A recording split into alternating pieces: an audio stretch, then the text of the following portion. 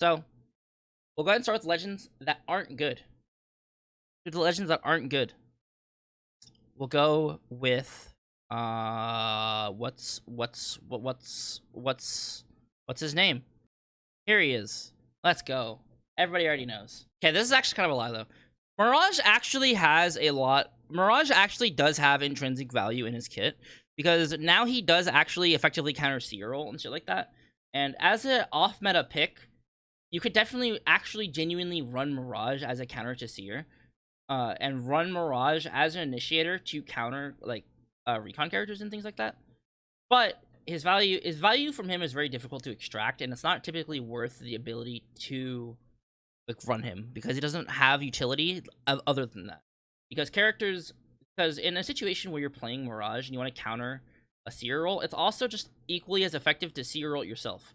Because the way that information works in Apex is that if the team extracts information from you, but you get information from them, you're equal. So if you Seer roll and the enemy team Seer rolls and your Seer rolls are identical in terms of like area that they encompass, and they can't break or anything like that, like you guys are equal. You guys are now on equal footing. You both have wall hacks on each other. Both understand each other. This is also why when you get Bloodhound scanned, you want a Bloodhound scan in return. Mirage C tier. Mirage is not like an awful character, and he's pretty bad, but like he has his uses. I argue personally that Lifeline is worse than Mirage. Personally, I think Lifeline is worse than Mirage because her kit is very unfocused. Her kit focuses on supporting teammates, but the way she supports teammates requires a lot of time. It makes people extremely vulnerable. Everything about her kit makes people vulnerable. The only thing really good in her kit is her drone, which heals people. Which can basically effectively pop like a Phoenix kit in the time it takes to pop a battery. But it's super like not. It's everything else about her kit. Resing people makes them super vulnerable. It makes them super like, and it's an ability that doesn't generate a ton of value for your team. Even with like Newcastle, Newcastle provides a lot more value to the team because he actually provides a knockdown shield that can be moved and can be played around. But even when the person's normal knockdown is gone, Lifeline provides very little value to the team. She is still strong, and she still has her strengths, especially against if you ever play no fill. A Lifeline is the worst thing ever. A Lifeline can provide a shit ton of value, but that's in a very rare situation. She's really good. She's like the worst character to 1v3 ever.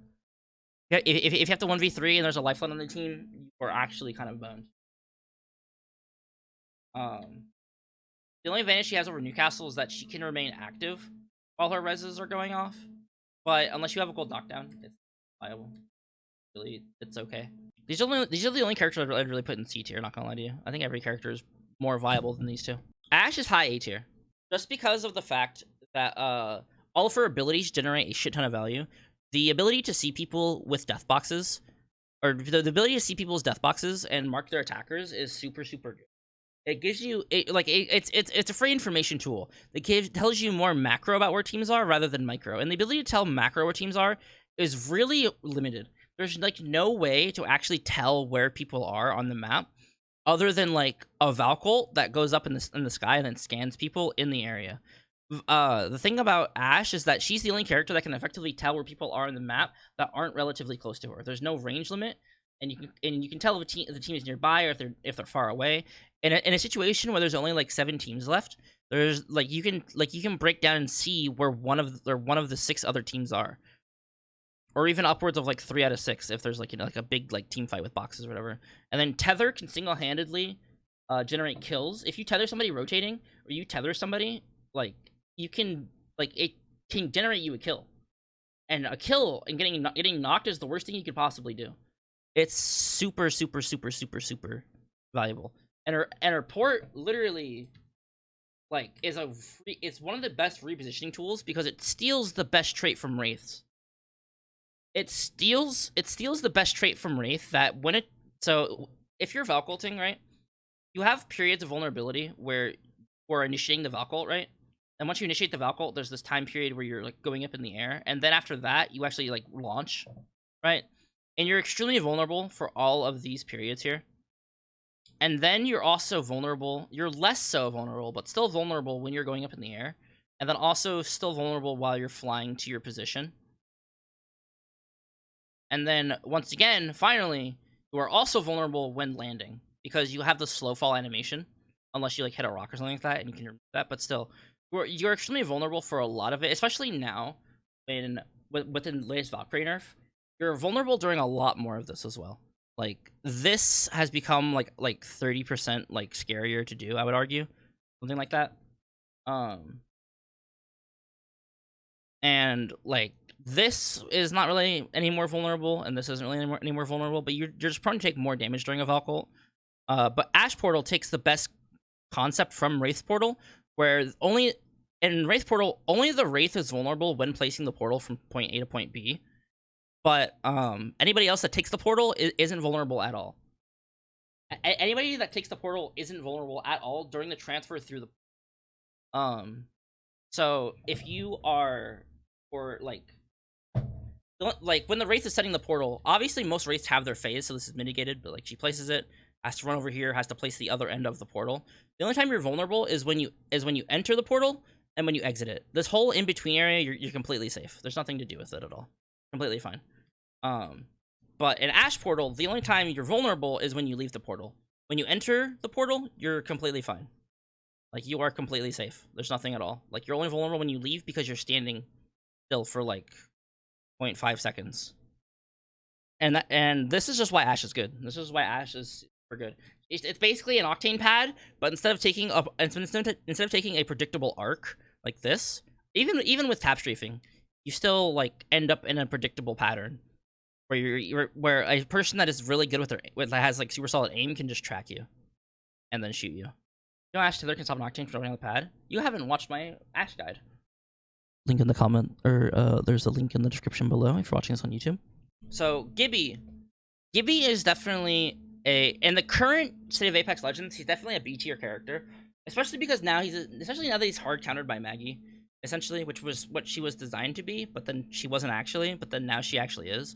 And then also the fact that he's also hard countered by Seer, which is also a really good character now. Well, because Seer can counter Gibby like bubble res and everything like that. But Gibby still has his intrinsic value of being able to shut down like 75% of god spots in the game because they don't have a roof. If there's no roof on a god spot, Gibby can shut it down like with his ult. He can force the team off of height. But again, this is also once again countered by Wattson, who is also pretty popular right now as well. Gibby is basically a B tier character right now, just because of other picks in the meta. You can counter Gibby. But Gibby himself is a very strong character. Like, arm shield, his health pool, everything like that makes him super, super strong. And, the more Gibbies there are, the better he is, but the less Gibbies there are, the worse he is. Does that make sense? Like, if there's, like, 20 Gibbies in a lobby, he's super strong, but if there's 3 Gibbies in a lobby, he's kind of weak. Especially because his ult counters his own, or his own bubble counters his own ult, so, you know. Crypto is, like, bottom of B tier. Crypto is bottom of B tier. He has value that he can provide to his team, but basically every other recon character provides more information than he does.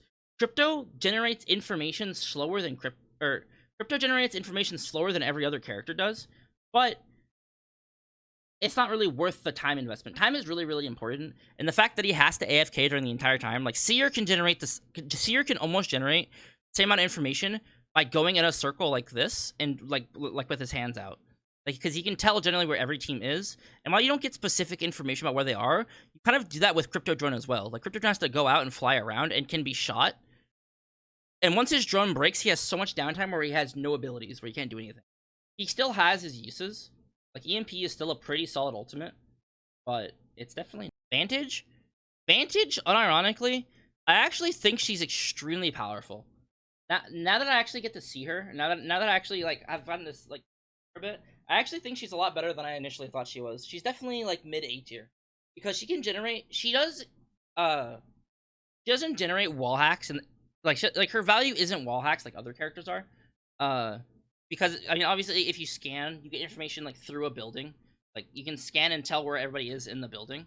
But Vantage doesn't do that. Vantage more so generates information about where people are through, like, her scope and shit like that. And she provides value that's extremely unique. You can figure out who to 3-2-1 extremely quickly, but Vantage doesn't provide like wall hack value. The value she provides, she can tell you how to who to effectively focus in fights because of armor value, And Vantage is best utilized when she doesn't have a sniper. Vantage effectively has 3 weapons and an extremely good piece of mobility that can be used micro macro. Hello? I somehow unplugged my microphone. How did I do that? How did I unplug my microphone? Anyway, Vantage is super good. She has the ability to tell where, like, she has the ability to focus fire teams. Like, the marked is such a good ability to have. If you shoot somebody once, then your team focus fires them, like, they're just dead. It can single-handedly kill people, especially people, like, early game. She has a lot of stopping power early game. Late game, her ultimate falls off a little bit, but it's still super, super good for team firing. She can set up plays with her team, but just with your raw damage. She's really interesting. A lot of fun. I would definitely recommend teams try her out, at least. The only thing she doesn't do is provide... I mean, she scans beacons and everything. Like, no team ability on her, but you can just run other characters for that. She's super good. She's not broken, so I don't put her in S tier, but she's very, very good. She's like mid-A tier. Horizon, in my opinion, hasn't gotten nerfed at all. Horizon, the most optimal way to play Horizon wasn't to throw 4 Arc Stars. Because Arc Stars have diminishing value anyway, and Arc Stars have been nerfed anyway. But Horizon herself still remains at her core a very strong character. The optimal way to play Horizon wasn't to go in the air and throw 6 Arc Stars on her ult. The most optimal way to play Horizon was to go in the air after throwing her ult. So the person here gets sucked in, right? Even if the ult gets broken instantly, the ult gets sucked in. You throw 1 Arc Star for the stun and the initial shield damage, and then you throw 1 to 2 thermites here. You throw 1 to 2 thermites on the path of one person. So this person is instinctively so the suck comes in, the person gets sucked in here. They are going to attempt, even when they shoot it, they're going to attempt to walk this way and walk out. So they're going to tick the thermite at least 2 to 3 times. They're going to tick the thermite at least 2 to 3 times. So they're going to effectively take each thermite tick does 25 damage. So this is 50 to 75 damage plus the shield crack from the Arc Star itself. This person's going to take 150 damage anyway. It's more effective to throw this than throw like 2 to 3 Arc Stars now, especially because now it breaks the ult itself. But the ult itself staying for a long time isn't like what kills people. It's the initial shield crack and then your teammates shooting at them. Like with team fire and things like that, Horizon's still an S tier character. Her passive is insanely good. It isn't really good in like a comp setting too much. It's really good in like pubs and things like that. But her Q is extremely good still, and combined with her passive, it is still really good. It gives her insane mobility, gives her team insane mobility. Her ultimate makes fights free. A single good Horizon ult makes any door unplayable. Like people just get sucked through the wall. It's completely griefs teams. It's insanely good. Horizon is like the lowest tier the lowest level S tier character, but still really good. Someday trying to hear her make. She also has the most insane hitbox. I think Horizon is the hardest character to hit in the game because of her hitbox and because of like her animation. Like a good Horizon that strafes like this is super hard to hit. It's super difficult to hit a good Horizon doing that. Rampart is low A tier. Actually, no, she's high B tier, in my opinion. Her kit is really unfocused. Her passive wants her to use LMGs. And LMGs aren't really in their strongest state right now with the devotion in the crafter. The devotions in the crafter requires the turbocharger to be good, and it doesn't come with a turbocharger. So the best days to play Rampart are to play days where the turbocharger is in crafting, so you can craft a Devo with a turbo. Even then, Devo itself has gotten nerfed recently, and it's like it's an okay gun, very okay gun. There's more effective things to use. The Spitfire isn't ludicrously strong, and the Rampage is in the care package, so she's kind of the weapons her kit prioritizes using is kind of like, it's like why.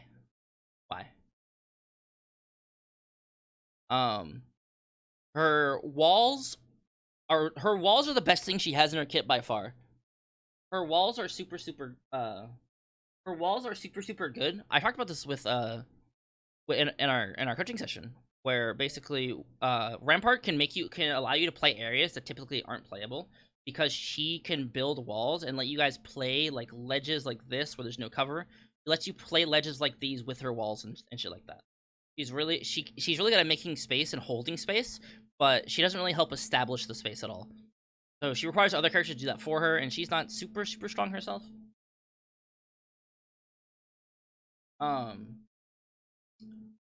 Her ultimate is really strong, but a good player will play around it really well.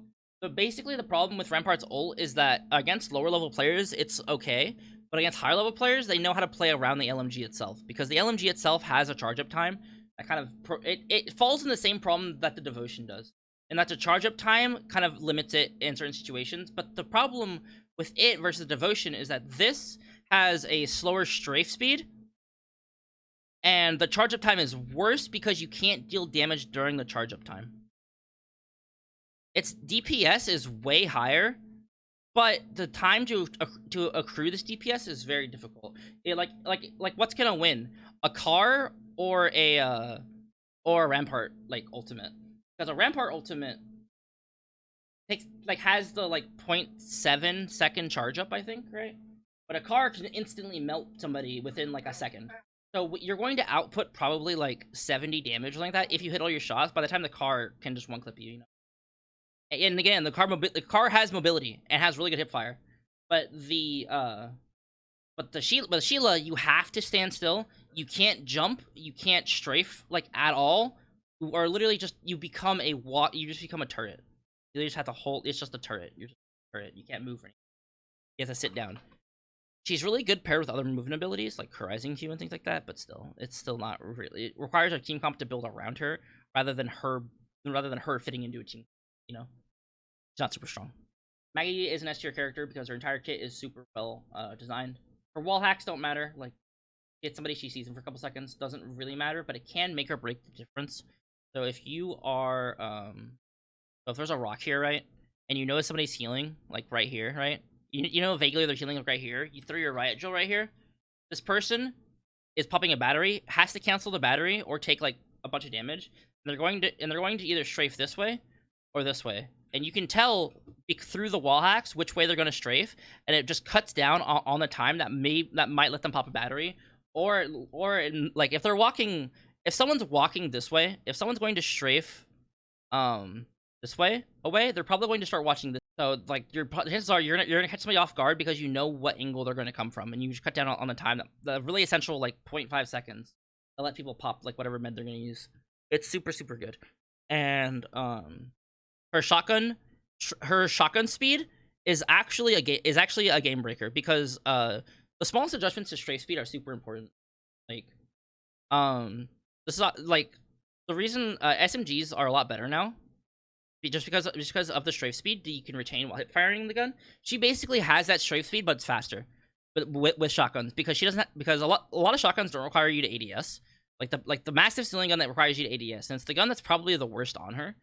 Just because of that fact, even if you ADS for a small period of time, it still slows you down a small bit. This, so you're kind of like the EVA, especially with the EVA 8's dominance right now, and the Peacekeeper's dominance right now. As long as you don't like charge the PK, like you can still play at full move speed while shooting and trading damage. It makes you harder to hit, especially considering that her ultimate also provides like little like pellet things. I don't know, speed boost pellet things that drop along the ground. It allows you to have insane strafe speed. It makes you very difficult to hit. And her drill can absolutely just destroy people. Like, her drill does so much poke damage. It's kind of like the old days of when Seer first came out and his Q did like 10 damage to people. People would just poke and poke and poke and poke and poke and poke. And it requires no effective use of resources, except other than like a 20-second cooldown, to actually deal damage, where characters like Fuse have a longer cooldown for his knuckle cluster that can't pierce through walls. She is super good. She is super good right now. She has so many advantages and not a ton of disadvantages. She is mostly she's mostly an initiator. I wouldn't run both these characters on the same team, I don't think, unless you're trying to play super aggressively, but she's still super good. Her ultimate also has rotation value as well, because if you throw her ult, the entire team can chase the ult, you know? The entire team can like use the speed boost pellets to get like across, and assuming like people shooting at you miss, like unless people shooting at you like high whatever hit like every bullet, like it's an effective rotation tool. It's basically the same as an Octane jump pad that comes back quicker and does damage and can break doors. Like playing her, like Maggie is really oppressive because there's nothing you can do against her to actually fight against her. Like you can't play around a drill. It just goes through a wall and it burns you. You have to anticipate it. You have to kind of play. You have to try and play around it by just predicting where it's gonna go and play like further away from walls. But it still has a really wide distance from the wall. Like, it'll still spray you no matter where you are. And the ball just breaks doors. The drill breaks doors. The drill goes through doors. Like there's so little counterplay to her. Drills drive me nuts. The drills are fucking insane. They're so good. Ball, and the ball stuns you. Like there's just so much in her kit that is really good at like creating opportunity. The other S tier character is Newcastle. Newcastle is by far probably Newcastle has literally overthrown Gibraltar. I don't think Gibraltar was really ever S tier. I think Gibraltar was high A tier, maybe low S tier. But Newcastle has completely ran Gibraltar in the middle. Newcastle is basically does everything that Gibraltar does, but better now. So the comp now is Newcastle, Maggie, Horizon. It definitely can be. That is definitely a very viable comp. It's a very brawlic comp. This comp, like if you play these three characters together, you have the fighting potential you guys have is actually insane. You can literally farm teams insanely well. That comp genuinely goes crazy. You can keep fighting and keep fighting and keep fighting no matter what. If you get a gold knockdown on your Newcastle, you can duel so much. You can duel insanely well. This might not be the comp you want to run, but it is a very powerful comp. If this comp is played effectively, you can overpower any team. Like, if you play this comp effectively, you can overpower any team, in my opinion. But this comp requires you to be able to fight really, really well. I would imagine Furia plays a comp like this. Or Furia is going to substitute one of the characters for this character. These are the S tier characters right now. I would argue if you want to play a little bit more brawlic, you want to run Horizon over Seer, but Seer still has a ton of value in terms of like third partying and shit like that. I think Seer provides more constant value, but Horizon provides more like overall like team, like, because the problem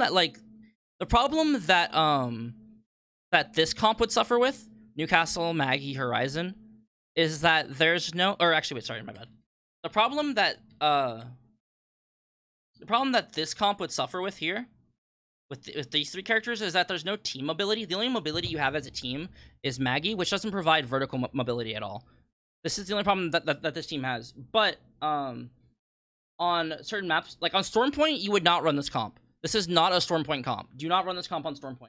On World's Edge, though, this would actually be insanely good. This would be an insanely good World's Edge comp. And if you're playing Stormpoint, I would recommend you either sub out Maggie or Seer for Horizon. But I think probably the better thing you could do is substitute Maggie out for Horizon. Or you could also play things like Ashe as well. But anyway, on the individual character tier list, Newcastle is extremely good because Newcastle, the way you can play around Newcastle is insane. Because Newcastle can provide a mobile, bigger knockdown shield than a normal knockdown shield. Like, a normal knockdown shield is like this big. His is way bigger and can move way faster. His wall provides so much value to his team in terms of adding a permanent piece of environment. It does what Rampart does, but better. Because he can use it as a mobility tool to gain high ground himself and things like that. He's super, like, it's so good. It provides so much value. Like his shield can like single-handedly shut down ultimates. It can shut down like Bangalore ult, Gibby ult. Like, if you sandwich your, like, if you put down a Newcastle wall like this, and then you put down your shield like this, a Gibby ult can't hit you anymore. Like, you just can't get hit at all. Like you're fine. Like, and all three people can go sit there and like tank that. The biggest problem with resing as well, like, Newcastle can literally res mid-fight. Like, Lifeline can't really res mid-fight because the knock gets thirsted. Newcastle can continue to res mid-fight and still provide, like, if Newcastle has a gold knockdown, he can provide cover for his teammate that moves around, and, like, so someone can play the knockdown as well. And then this person gets up, it has gold knockdown HP, and now it's just 3 people again. It's just 3 full people again. This person gets knocked again. All right, res him again. We're doing it again. You can, like, endlessly, like, cycle between people to provide cover and, like, help them get into the fight and re-engage faster, you know? Like, it's really, really, really good in, like, 2v2 situations. Like, this is where he's strongest. Like, in a 2v1 situation, he's not trading damage. Like, he's just gonna get shot. He can't do that. But in 2v2 situations, he's really, really, really, really strong. Because they can't deal enough effective damage to shut down a Newcastle, and the person can play around the knockdown shield. In a 3v2 situation, these three people can probably output enough damage to actually counter the Newcastle. But, like, super fucking strong. Insanely strong. I think if you want to play ranked and you want a support character to play, go play Newcastle. Next, Seer. Seer is really good just because he provides shutdown. He cancels reses. I don't think Seer cancels Newcastle res. It doesn't cancel Lifeline res. But he can shut down reses. He can shut down Gibby reses. He can shut down ultimates. He can shut down batteries. Like, if you Seer Q somebody and then you Maggie drill them, like, that person's just dead. They're not dead, but I've been not only battery canceled, but they have to relocate now because of the drill. It's insanely good. His ultimate is just literally wall hacks. It's 30-second wall hacks that can't be broken if you're smart. If you throw your Seer in like a good place, it can't be broken. Like, I don't really need to explain why Seer is super good. I think everybody knows why he's super good. It's just a really basic kit that provides an insane amount of information to the team. Like, it's just he can shut down so many game plans. Next we'll do Valkyrie. Valkyrie is a solid A tier character. I think she's worse than Ashe now at this point, but she's still a really solid character. Don't get me wrong, she's still a super good character. You have to be a lot more cautious with her ultimates and things like that, but she's still super good.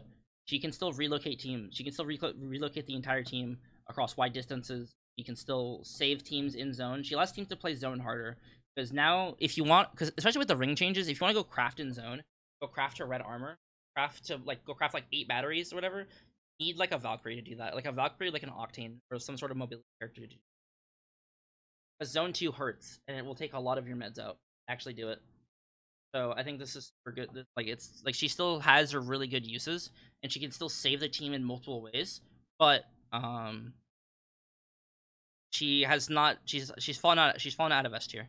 Like, her missiles are still good. They still do good poke damage. Her passive is still super good. Octane is like solid B tier.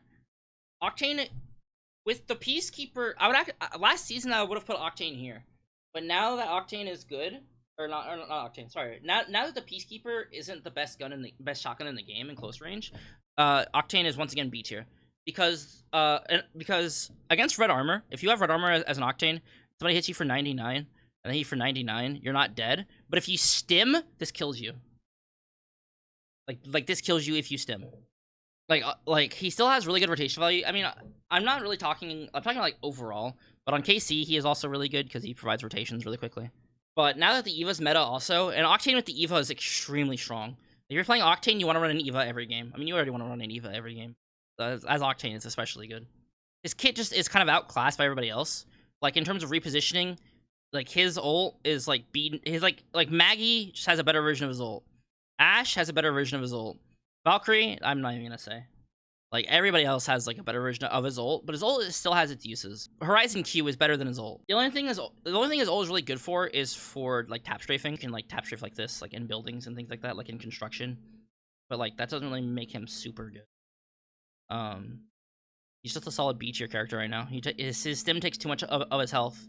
His pad doesn't really provide enough value compared to the other options. Bangalore? I'll do Bangalore next. Bangalore is low A tier. She is a super solid character that can actually provide positioning and things like that, but with the abundance of wall hacks and scan abilities, especially the release of Vantage, you can see people through smoke really outplay smoke super easily, and if you mess up a smoke, then your team's kind of like fucked. But she still has her value. She still has really good value in zoning people out and positioning your team. She's a lot less. She has better positioning value than like Octane does, I think. Bangalore is super good. She has to be played right. She's really good on Stormpoint. Like, you can play Bangalore on Stormpoint super fucking well because the wide open areas are really good for her smokes to play. Like, I played Bangalore throughout the entire Stormpoint rank split and did really good with her. She's really good. She's really good on that. But again, she's kind of outclassed by other characters. Like, I mean, Maggie counters her. Maggie counters Bangalore. Because if you land one shot on a Bangalore, you know where she is, like through her smoke. Seer, don't even talk about that. Horizon typically provides more static value than Bangalore does. Like everybody else in like A tier provides like more value than does. Wattson is like here. Wattson shuts down a lot of characters. Like Wattson can shut down like a good Wattson can actually shut down a Newcastle. Like no joke. A good Wattson can actually shut down a Newcastle. A good Wattson, however, Wattson does have her weaknesses. Like Wattson has a specific area that she works good in. She works really good at countering ultimates and zoning off enemies. Wattson, in the midst of a fight, zones off enemies better than a Caustic does. A Caustic is better when a Caustic is pre-established, but Wattson has a lot more flexibility in the midst of a fight. Caustic's flexibility comes from the fact that he has ultimate that he can drop on people and generate kills from, but a good Wattson that can fence really quickly can deny an area. Like if Wattson fences like this, you can no longer strafe this way. You have to strafe this way now. And you can literally predict this and play around this. Like if someone gets knocked and they have a Newcastle, you can just fence off the knock. So this person has to shoot the shield or shoot the fence to get to the knockdown, or just walk through it. Or if they're already on here and they have to strafe this way, they get stuck in the fence and die. Like Wattson ult and fences, it just denies so much raw area. It's really good. And her ultimate is just good. She's super solid in a lot of different areas and for a lot of different reasons. But again, she has her weaknesses. She's really reliant on like ult cells, which kind of like messes up like inventory economy. But she will single-handedly win games. Wattson will single-handedly win games if played effectively and played right. Fuse is better than Wattson. Fuse is one of the characters that actually counters Wattson. Fuse actually counters Wattson, which you might think is backwards because of the fact that like Wattson gen eats like all of his stuff, but he can break Wattson gen so easily. Fuse is a worse Maggie. Fuse provides a lot less value than Maggie does, but still provides good value to the team.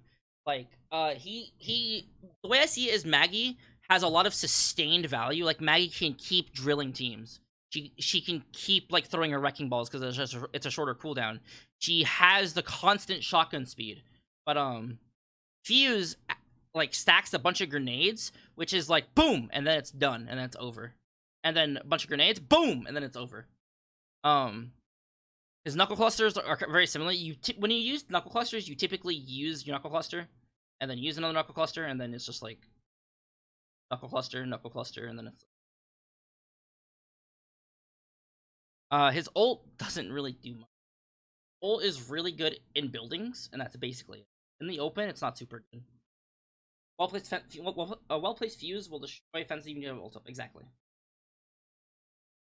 Like he hard counters like Fuse has his uses in he hard counters setups more, but that's basically that's the only strength he has over Maggie, is that he destroys like Wattson, destroys Caustic, he destroys like Rampart like a lot better than Maggie does, but Maggie just has more generalized good value.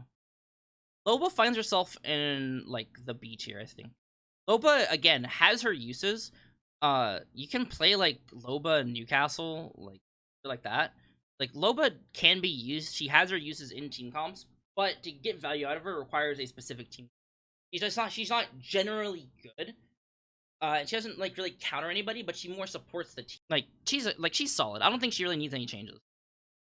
She's a very good support character.